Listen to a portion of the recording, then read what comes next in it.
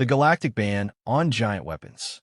The Grand Hall of the Galactic Council was a marvel of architecture, shimmering crystal domes suspended over a gravity-defying platform that hung in the middle of space. Delegates from hundreds of species sat in concentric tiers, their translucent datapads glowing with streams of legislation, treaties, and endless arguments. Today, however, the agenda was singular: the humans. Esteemed counselors, croaked Counselor Thrix of the Voke, his four mandibles clicking in agitation. The matter is urgent.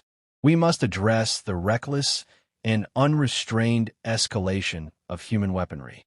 A murmur rippled through the chamber. The Voke representative gestured, and a hologram filled the air. A human marine stood in full armor, holding what appeared to be a colossal rifle. To most alien eyes, it looked less like a personal firearm and more like a portable artillery piece. This, Thrix said, his voice trembling, is classified as a standard-issue infantry weapon for humans. This weapon, by every reasonable metric, is an atrocity. It can level structures. It can annihilate armored carriers. It has no place in civilized warfare. The murmurs swelled into outrage. A dozen alien diplomats raised appendages, tentacles, or wings in agreement. A representative of the Quenli, whose species had mastered nanotechnology, leaned forward and added, "This is not the first time. Humans scale their weapons without limit. The rail cannons on their dreadnoughts exceed the length of some planets' orbital stations. Their so-called orbital strikes scar entire continents. Do you call this restraint? No, it is madness."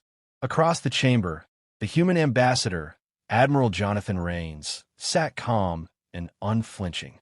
He was middle-aged, with sharp eyes that had witnessed too many wars, and a uniform that carried more scars than decorations.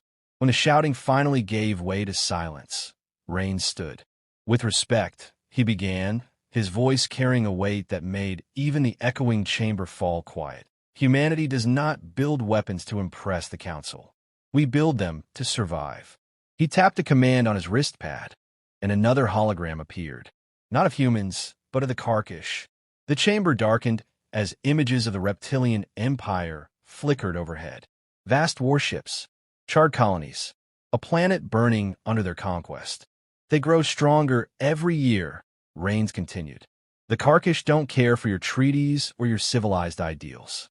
They are predators, and predators don't stop because you beg them to. Counselor Thrix hissed, "You are fear-mongering. The Karkish have been contained.